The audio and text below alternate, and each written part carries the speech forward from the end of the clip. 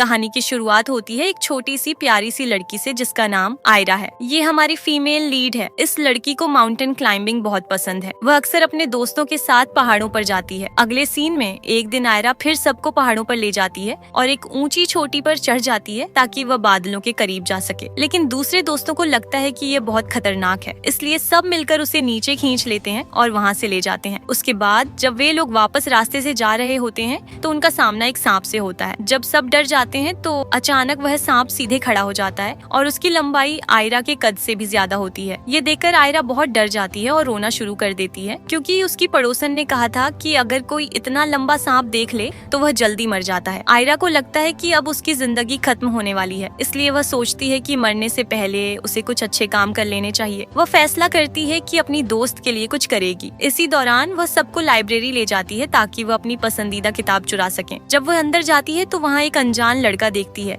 डर के मारे वह वहाँ से भाग जाती है। रात को जब वह घर आती है तो देखती है कि वही लड़का उसके घर में खाना खा रहा होता है। यहाँ उससे पता चलता है कि उसका नाम जियांग है। ये हमारा मेल लीड है जो अभी ट्रांसफर होकर उनके मिडिल स्कूल में आया है। उसके डैड आयरा के डैड के बॉस हैं। दोनों परिवारों की अच्छी दोस्ती है और अब वह पड़ोसी भी बन गए हैं। आयरा परेशान होने लगती है कि शायद जियांग उसकी किताब चुराने वाली बात किसी को बता देगा। दूसरी तरफ वह उसका दिल जीतने की कोशिश भी करने लगती है। जब जियांग आयरा के स्कूल आता है तो सब लोग उसे बहुत घमंडी टाइप का लड़का समझते हैं। उसकी पर्सनैलिटी आयरा से बिल्कुल अलग है। आयरा एक जिंदा दिल और शरारती लड़की है, जबकि जियांग एक शांत लड़का है जो थोड़ा उलझा हुआ रहता है और उसे काला रंग पसंद है। आयरा बड़ी बहन का रोल निभाती है और अपने सब दोस्तों से कहती है कि उन्हें जियांग का ख्याल रखना चाहिए और उसका स्वागत करना चाहिए। जैसे जैसे दिन गुजरते हैं आयरा की जियांग में दिलचस्पी बढ़ने लगती है। उसके बाद जियांग का बर्थडे आता है। उसके डैड उसे गिफ्ट में काले रंग की घड़ी देते हैं। जियांग को वो पसंद नहीं आती, लेकिन वह कुछ नहीं कहता। फिर अचानक दरवाजे की घंटी बजती है।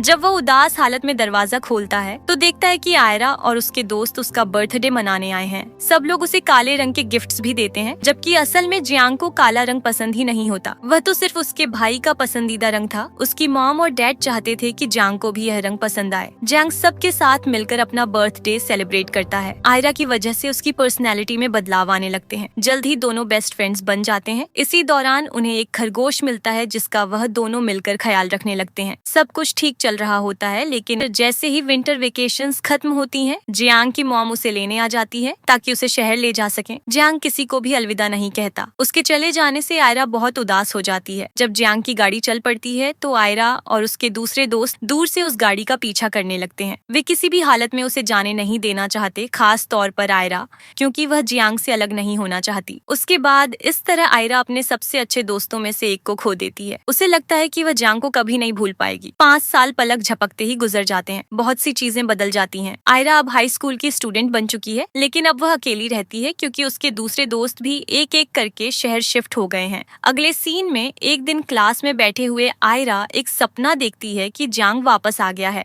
जब वह उठती है तो उसे पता चलता है कि उसकी मॉम स्कूल आई हुई है। ऑफिस के बाहर वह टीचर को अपनी मॉम से कहते हुए सुनती है कि आयरा एक अच्छी स्टूडेंट है, लेकिन अब वो पढ़ाई पर ध्यान नहीं दे रही। वह हर टाइम अपने दोस्तों को खत लिखने में लगी रहती है। जब उसकी मॉम बाहर आती है तो वह आयरा को डांटती नहीं है, बल्कि अफसोस के साथ कहती है कि उनकी वजह से आयरा इस गांव में अकेली रह गई है। रात को जब वह घर जाती है तो जियांग को लिखे हुए सारे खत संभाल कर रख देती है, जिनमें उसने जियांग के जाने के बाद पहाड़ों में होने वाली हर बात लिखी होती है। अगली सुबह आयरा को फोन कॉल आता है। घबराहट में वह कहता है कि आयरा को वह खत जियांग को नहीं भेजने चाहिए थे। जब आयरा पूछती है क्यों, तो वह कुछ नहीं बताता और फोन काट देता है। यह जानकर आयरा परेशान हो जाती है। जवाब ढूंढने के लिए वह सीधे शहर चली जाती है ताकि पता कर सके कि आखिर हुआ क्या था। जब वह स्कूल में दाखिल होती है तो सब स्टूडेंट्स उसे अजीब नजरों से देखने लगते हैं और कहते हैं कि शायद यही वह लड़की है जो जियांग को खत लिखती है। इसी दौरान जियांग भी वहाँ आ जाता है। दोनों 5 साल बाद मिल रहे होते हैं। कुछ देर तक दोनों एक दूसरे को देखते रहते हैं। आयरा उसकी आंखों में आंखें नहीं मिला पाती, लेकिन जब स्टूडेंट्स जियांग से पूछते हैं कि यह लड़की कौन है और क्या वह इसे जानता है, तो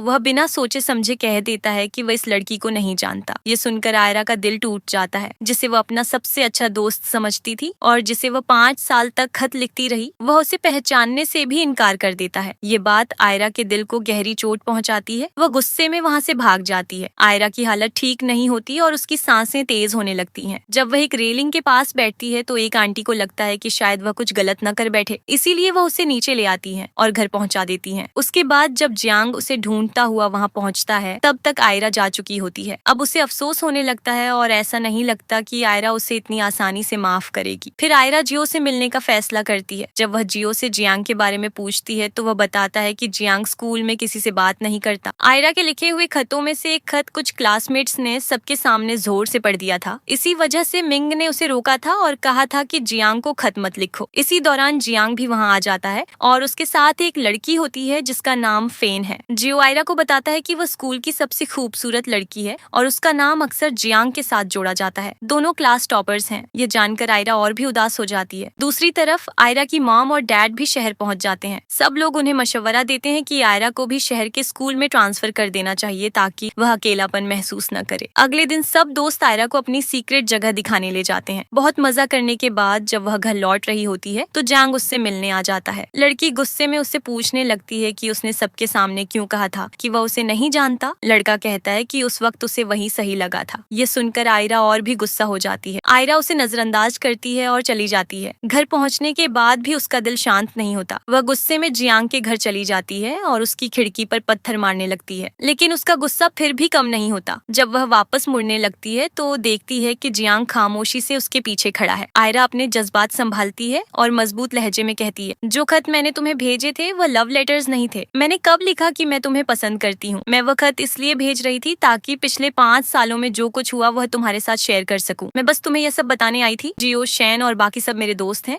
लेकिन तुमने मेरे खत सबके सामने दिखा दिए। ये बहुत घटिया हरकत थी। मैं तुम्हें कभी माफ नहीं करूंगी। आज के बाद हम ऐसे बर्ताव करेंगे जैसे हम कभी मिले ही नहीं। जियांग उसकी सारी बातें खामोशी से सुनता रहता है और सिर्फ इतना कहता है कि वह समझ गया है और अब वह जा सकती है। आयरा गुस्से में वहाँ से चली जाती है। लगता है कि कहानी अभी खत्म नहीं हुई। उसकी मॉम खिड़की से सब कुछ देख रही होती है क्योंकि वह हर टाइम उस पर नजर रखती है। आयरा का एडमिशन शहर के मिडिल स्कूल में हो जाता है। उसकी मॉम और डैड अब गांव छोड़कर प्रोविंशियल कैपिटल में शिफ्ट हो चुके हैं। हाई स्कूल के दूसरे ईयर में आयरा साइंस क्लास लेती है। दिलचस्प बात यह है कि जियांग भी उसी क्लास में होता है। वह मैथमेटिक्स ओलंपियाड नेशनल टीम का हिस्सा बन चुका होता है। जियांग के डैड इस कामयाबी से बहुत खुश होते हैं और उसे बताते हैं कि आयरा और उसका परिवार यहाँ शिफ्ट हो गया है, इसलिए उनके लिए एक पार्टी अरेंज करो। इस बहाने तुम अपनी पुरानी दोस्त से भी मिल लोगे। सब लोग डिनर पार्टी में पहुंच जाते हैं। आयरा को देखकर लड़का दिल ही दिल में मुस्कुराने लगता है। डिनर के दौरान वह आयरा का ख्याल रखता है, लेकिन लड़की अभी भी उससे बात करने के लिए तैयार नहीं होती। अगले दिन शेन और दूसरे दोस्त आयरा को घूमने ले जाते हैं। आयरा को थोड़ा अजीब महसूस हो रहा होता है। जो लड़की पहले बिल्कुल निडर हुआ करती थी अब घबराहट महसूस करती है। इस नए शहर में उसे लगता है कि वो फिट नहीं बैठती। अगली सुबह आयरा स्कूल पहुंचती है। टीचर उसका इंट्रोडक्शन करवाते हैं और फिर सब स्टूडेंट्स को इंग्लिश कॉन्वर्सेशन एक्सरसाइज के लिए एक टास्क देते हैं। आयरा हाथ उठाती है। टीचर पूछते हैं कि डायलॉग एक्सरसाइज में उसका सपोर्ट कौन करना चाहता है। ये देखकर जियांग भी हाथ उठाता है और कहता है कि वो उसका सपोर्ट करना चाहता है। आयरा उससे पूछती है कि उसे सबसे ज्यादा क्या याद रहता है। जियांग बताना शुरू करता है कि जब वह छोटा था एक दोस्त उसे सनसेट दिखाने ले गई थी। आयरा समझ जाती है कि जियांग उसी सनसेट की बात कर रहा है जो उन्होंने कभी साथ देखा था, लेकिन अब इसका मतलब क्या है। आयरा सीधा जवाब देती है कि वह समझ नहीं पा रही कि वह क्या कहना चाहता है और वह बैठ जाती है। इसी दौरान क्लास के बाद आयरा शन से बात करती है और पूछती है कि जियांग क्या कहना चाहता था। शन कहती है कि जियांग के दिल में अब भी उसके लिए फीलिंग्स हैं। वह गुजरे हुए वक्त को भुला नहीं पाया और उससे दूर नहीं रह सकता। आयरा उसकी बातों को नजरअंदाज कर देती है। जो लड़का अपनी बचपन की दोस्त को पहचानने से इनकार कर दे उसे क्या उम्मीद रखी जा सकती है। चाहे आयरा ने अपने बचपन के दोस्त से दूरी बना ली हो,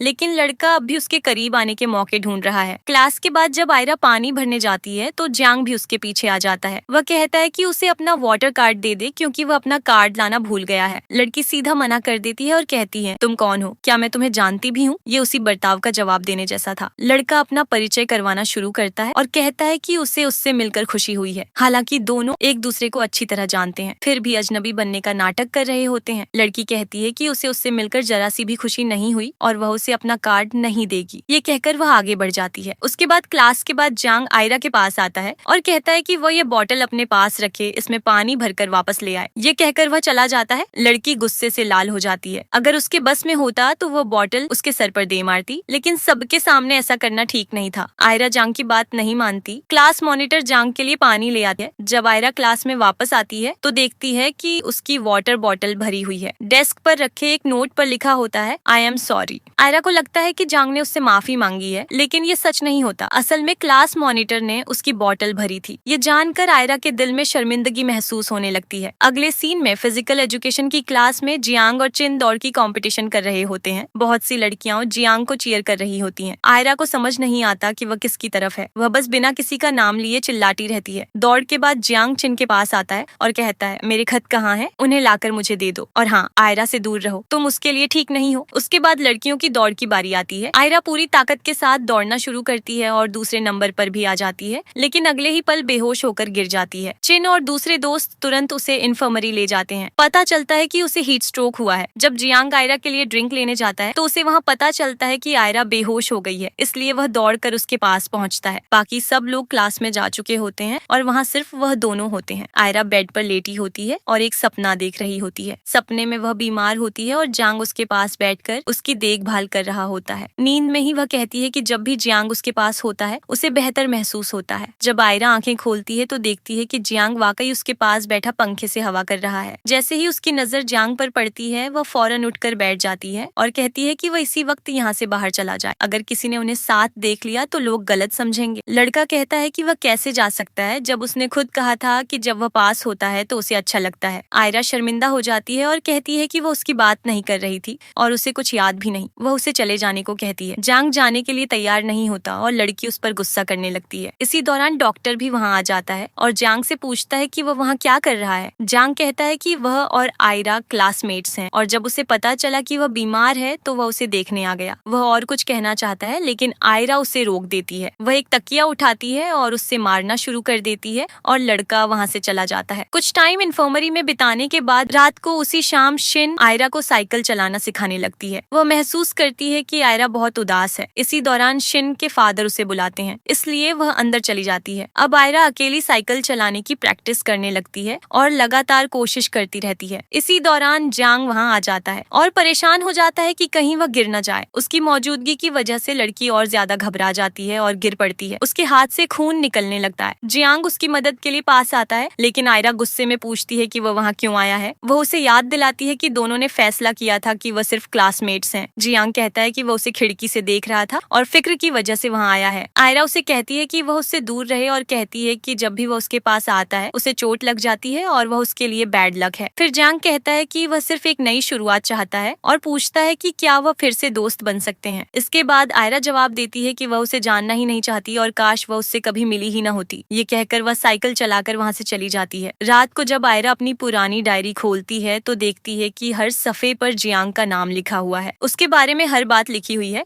लेकिन आज आयरा सिर्फ एक लाइन लिखती है, आज के बाद जियांग के बारे में सोचना मना है, अब वह मेरा दोस्त नहीं रहा। अगले दिन ब्रेक के दौरान जब आयरा पानी लेने जाती है तो कुछ लड़कियों को अपने और जियांग के बारे में बातें करते हुए सुनती है। आयरा उनकी आंखों में देखकर कहती है कि अगली बार अगर वह जियांग के बारे में बात करे तो उसका नाम बीच में ना लाया करे। जियांग उसके लिए कोई खास नहीं है। अगले सीन में जब आयरा स्कूल साफ कर रही होती है तो उसे एक बिल्ली की आवाज सुनाई देती है। सीढ़ियों के पास एक प्यारी सी बिल्ली छुपी हुई होती है। वह नीचे जाकर उसके साथ खेलने लगती है। इसी दौरान जियांग उसके पीछे आ जाता है और कहता है कि जब वह ट्रांसफर हो रही थी और आ नहीं सकी थी तब वह इस बिल्ली को ले आया था। उसे यह बिल्ली इसलिए पसंद आई क्योंकि यह उसे मे यानी उनके खरगोश की याद दिलाती थी। आयरा गुस्से में चिल्लाती है कि वह मे का नाम ना ले और उसका इससे कोई लेना देना नहीं है। वह उसकी जगह बिल्ली को लेने से भी मना कर देती है। जियांग पूछता है कि वह इतना गुस्सा क्यों कर रही है और कहता है कि ये सिर्फ एक बिल्ली है और उसे ये पसंद है। दोनों फिर झगड़ने लगते हैं। गुस्से में आयरा एक पत्थर उठाती है ताकि उसे फेंक सके, लेकिन चिन और दूसरे स्टूडेंट्स आ जाते हैं और उसे रोक देते हैं। फिर प्रिंसिपल आ जाता है और दोनों को सख्त सजा देता है। आखिर में आयरा सुनती है कि जियांग माफी मांग रहा है। वहीं पर बात खत्म हो जाती है। अगले सीन में शिन आयरा से पूछती है कि वह जियांग से इतना गुस्सा क्यों है। आयरा कहती है कि उस लड़के का नाम उसके सामने ना लिया जाए क्योंकि अब वह एक अजनबी है और उसका उससे कोई ताल्लुक नहीं। उसके बाद एक दिन अचानक बारिश शुरू हो जाती है। सारे स्टूडेंट्स दौड़कर बस में चढ़ जाते हैं। आयरा सोचती है कि उसे बिल्ली को बारिश से बचाने के लिए किसी सुरक्षित जगह रखना चाहिए। कैंपस वापस आते हुए वो पूरी तरह भीग जाती है। बिल्ली एक छोटी सी जगह में छुपी होती है। बिना सोचे समझे आयरा उसे बचाने के लिए अंदर घुस जाती है, लेकिन उसके लिए बाहर निकलना मुश्किल हो जाता है। इसी दौरान जियांग छतरी लेकर वहाँ आ जाता है। आयरा उसे कहती है कि अगर वह मदद कर सकता है तो करे। जियांग कहता है कि वह तो सिर्फ क्लासमेट्स के तौर पर एक दूसरे को जानते हैं और उसे उसकी जान बचाने के लिए अपनी जान खतरे में नहीं डालनी चाहिए। वह मजबूरी में उसकी बात मान लेती है और कहती है कि वह हैंडसम है, लंबा है, इंटेलिजेंट है और एक अच्छा इंसान भी है, इसलिए अब उसे बाहर निकाल दे। जियांग मान जाता है और उसे बाहर निकाल लेता है, लेकिन आयरा उसकी तरफ देखती तक नहीं और चलने लगती है। जियांग मुश्किल में अकेला रह जाता है। दूर से आयरा उसे देखती रहती है। जब वह देखती है कि वह बाहर आ गया है तो वह फाइनली घर चली जाती है। अगले टाइम सुबह आयरा और उसके दोस्त स्कूल बस पर निकल जाते हैं। उसके बाद शिन अपनी साइकिल जांग को दे देती है और कहती है कि वह आयरा का पीछा करे और सब कुछ क्लियर करे। बिना टाइम जाया किए जांग साइकिल पर बस का पीछा करना शुरू कर देता है और आयरा का नाम पुकारने लगता है। जब आयरा देखती है कि जांग साइकिल पर उसका पीछा कर रहा है तो वह पूछती है कि वह उसके पीछे क्यों आया। जियांग कुछ देर खामोश रहता है